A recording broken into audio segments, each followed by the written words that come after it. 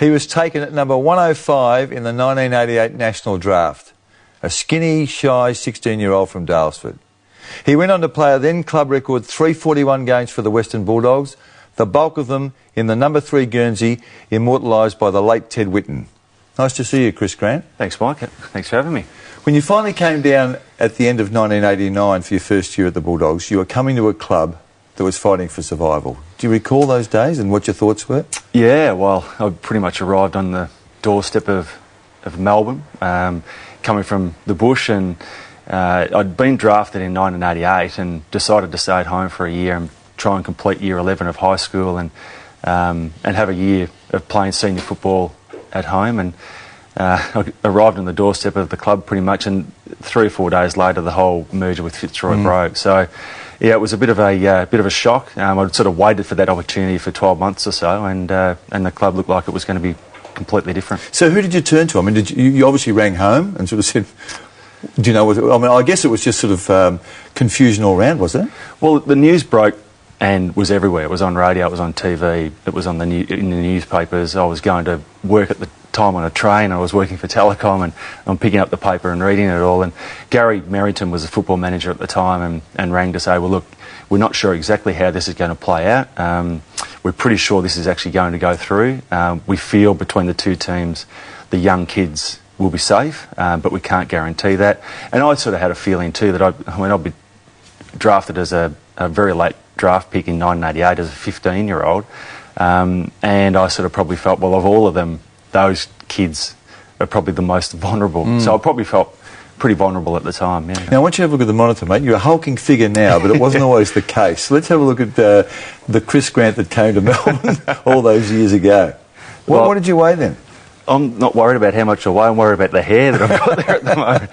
I was 78 kilo. I obviously bulked up even a little bit from that. That was on the eve of my first game in round one. So at that stage I was about 85 kilo. But I arrived on the doorstep. That was after a full pre-season and putting on some weight. But I arrived on the doorstep as a 78 kilo kid. Amazing first year for you. I'm talking now about on the field. You kicked 51 goals in your first year at 17 years of age. I think you're the youngest player ever to kick 50 goals in a season of football. Yeah. It was a dream start, wasn't it? I mean, this kid, as I said before, just so shy and skinny from Daylesford, and there you've taken almost league football by storm for a while. Yeah, it was a whirlwind year. It really was. I mean, I played off the bench in the last practice match of the pre-season of 1990. And a couple of injuries came about, and I came on in the second half and actually kicked 4 goals. So all of a sudden, I'd gone from hoping to maybe snatch a game or two for the whole year to line up to round one. Leon Cameron debuted the following week, and we played the next 19 games together. So it was an incredible year. I tailed off towards the end of the year. I was dropped. Yeah, you did get round 20, I think it was. Yeah. And I missed the last couple of games of the year. So you dropped round 20 and you won the club's goal kicking. Yeah, a bit tough, isn't it? Yeah. They weren't going that well, the Doggies. But I wasn't going so well either. I'd gone all right before that, but not late in the year. The kick in 2000 from the Grant boot, where the Bulldogs beat Essendon and were the only team to beat the Bombers for that year. Yep. Must have given you great satisfaction. Yeah, it was. I've been asked a lot about that particular kick. At that moment when that free kick was awarded, both Stephen Collinock and myself were right in the vicinity when the ball bumbled off Dustin Fletcher's boot and went out of bounds on the full. And I knew Billy Collinock was one of the most skillful players I ever played with, and I just looked at Billy and went, this is on. I thought, if anyone could kick this goal, it's going to be Stephen Collinock. And the umpire said, no, sorry, Billy, granted your kick. The funny thing was, in those situations, even as a junior, I loved those situations. I loved that position on the ground. It's like you watch guys at training, they have a few set shots and then they end up on the boundary line, don't they? And it played out. It played out exactly like I hoped it would. Tell me about the mentality of that. When you go to the boundary, is it because there's less expectation that you will deliver, and therefore there's less pressure on you? Is that how it works? Possibly. Although at that time we needed a goal. We needed a point, I think, to draw, and a goal would have put us 5 points up. And I think in a lot of ways I can remember the feeling actually. I can remember the sensation of people hanging over the fence saying, you can't kick this, you can't kick this, and the sort of the level of were you saying the level of enthusiasm that was actually bubbling up in me. I was always going to run to my left-hand side, being a right footer, and I knew that Blake Carosella was only 5 metres away outside that sort of kicking zone. So I knew if I ran around on my left, I had to kick it very, very quickly. It's a great kick. He's kicked it. A magnificent effort. I always remember when my foot made contact with the ball, it was always a goal. Yeah. It was, when you kick that sweet, sweet kick, and it just went through beautifully. Yeah. 1996, you missed the Brownlow medal by 1 vote. 1997, you topped the poll. You could have been a dual Brownlow medalist. I mean, there's lots of could have beens in football, I understand that, but do they sit? How does that sit with you now, all these years on? Yeah, you're right. There's a lot of could have beens. It's a funny situation because both of them, for different reasons. We, in 1996, played the last game of the season against Essendon. James Hird had a brilliant first half and I had a pretty good second half. So I guess in the end of the day, Mark McCurry kicked the winning goal and Essendon win. Does James get the 3 because of that? It's very, very difficult to tell. But James Hird, how could you actually say that James wasn't best on ground that night? If you look back at the tape, he had an unbelievable first half. Unbelievable first half. But I think the result hurt you. I think maybe. that Yeah, culture... maybe, but we'll never know that. Yeah, we'll never know that. And then in 1997, we had a great year. It was icing on the cake. It was just the kick in the guts for all of us because coming from pretty much bottom the following year, or the previous year, and then the following year being preliminary finalists and missing out by a kick. Just a real kick in the guts for all of us. And, I sort of felt really... It didn't sit well with anyone because I'd polled the votes. You polled one more than Robert Harvey. And Harves deservedly, as a great champion and person within the game, wins it. I'm sure it was difficult for him. The great thing was that the following year, Harves backed it up and proved that he was a worthy Brownlow medalist. And I'm really, really pleased that the following year was able to do that. Now, you were rubbed out in 97 for an incident involving Nick Holland. Yep. You and I would trust you implicitly on your motives in this. Yeah. I actually thought that you were reckless and that Holland suffered concussion. So I wasn't that surprised at the verdict, but you're adamant that there was no intent and that it didn't warrant suspension? I don't believe that Nick suffered concussion in that incident. Nick no doubt got concussion in that game, but they couldn't tell when Nick received concussion. Was it a previous incident where he'd had trouble, or was it that one? The incident where I made contact with him, there's no way he could have received concussion from that particular incident. The disappointing thing from our perspective and my perspective was that at that particular time and up until that particular time, the umpires always had the right of say.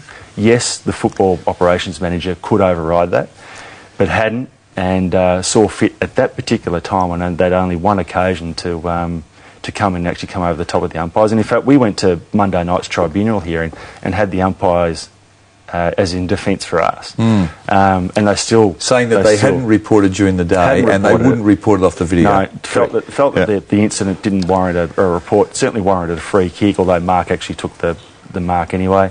And or Nick took the mark, and play on occurred. Nick got up and played the rest of the game. So the AFL footy ops manager at the time was Ian Collins. Did you bear any permanent resentment towards Collo? No, I don't. Have you ever raised it with him? No, look, I've not run into him, to be honest. You haven't? Just different paths and different lives. But like at the time, I was really disappointed. But it was round 7 in the season, so I think in a lot of ways it was okay. Well, I'll cop my week and disappointed with how it actually unfolded. But it wasn't really until the end of the year that the ramifications sort of showed out. So, not putting a doctor's title ahead of your name here, but you're adamant that your contact with Holland didn't cause the concussion? It wouldn't have. It wouldn't have, couldn't have, and I don't believe it did. The most famous of all the Grant stories, I think, is the offer of the young boy with the 20-cent coin to keep you at Whitten Oval when Port Adelaide came in with the bucket load of money. Yep. It's a lovely story. Is it all true? Yeah, it is. Well, most of it's true. I had this deep-seated feeling that I needed to remain at the club.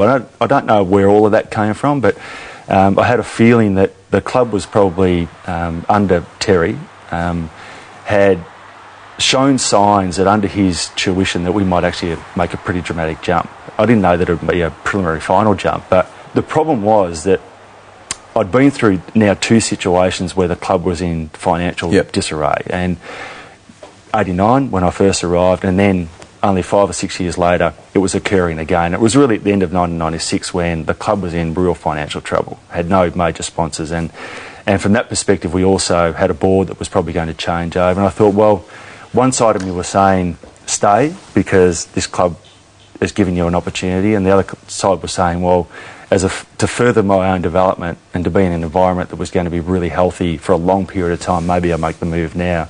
And it was funny that I'd made the decision after all of that, putting the cards out on the table and remaining and giving the club the okay that I was going to stay, which was great. Ryan Adams was the kid who actually sent the letter in. So pretty much Peter Gordon said, well, look, you better have a look at this. And I read the letter, and of course on the front of the envelope was the 20 cents. And to me it just clarified, for all the money that I was getting offered to leave, and it wasn't just Port Adelaide, but they were probably the main one, that I had actually stayed for really good reasons. And that was probably my upbringing. It was what the club had given me, and I was really happy to make that decision. What did you forego, Chris? Do you remember? Financially, you mean? Oh, look, a lot. Well, we're talking hundreds of thousands? Yeah, but that's best part of, 15 years ago now. And it was life-changing financially. There's no doubt about that. Absolutely life-changing financially. And people sort of say, well, financially you would have been better off, and success-wise you would have been better off. Would you have been captain? Was there no. And I was absolutely adamant that wouldn't have been part of the deal, and I probably wouldn't have taken it on, to be honest. I would have said no, even if they had offered it, but they didn't. But I think, from my perspective, people had sort of said, well, 7 years later Port won the premiership, and you finished your career as a non-premiership player, but the game is so much more than that, and 7 years is a hell of a long time too. But the game is so much more than that, and I've learnt that, football clubs and the sport that we have, it's such a great sport for, yes, the success that you actually have as an individual or as a team, but it's so much about people. So you're glad you stayed? Oh, it was the best decision in my life. And so this thing now that you've got Chris Grant, one club player, that's important? Absolutely. Yeah, no, it is. It's a big thing, and I'm really proud of that fact. Lifelong friends. Not to say that they change if you change clubs, but I've got a real deep-seated love for my football club, and I'm giving back to it now by being on the board. I've got that opportunity of doing that, loving that role, and I've got a deep-seated love of the game and the football club. I want to ask you about that because that wasn't always the case. I had a really interview with you 18 months ago, which I loved. It was just spawned a great story about this person who'd spent half his life in football and had fallen out of love with it, and that was you. Yeah, well, but I think that happens to most. If they get to the end of their football career as an older player, you retire in either one of three things. You're mentally gone, you're physically gone, or both. And I was probably both. The mental side of it catches up with you incredibly quickly, and it probably catches up with you long before you retire, but you just try and churn out as much as you possibly can to remain in the game because it's so good. It's addictive playing the game of footy.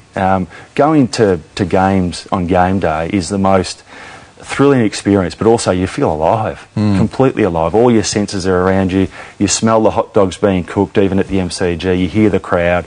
You know you're absolutely in life. And from that perspective, that became a chore. I was going to games at the end thinking, do I really want to do this? Really? And I think from that perspective, I had the opportunity of playing in AFL for 18 years.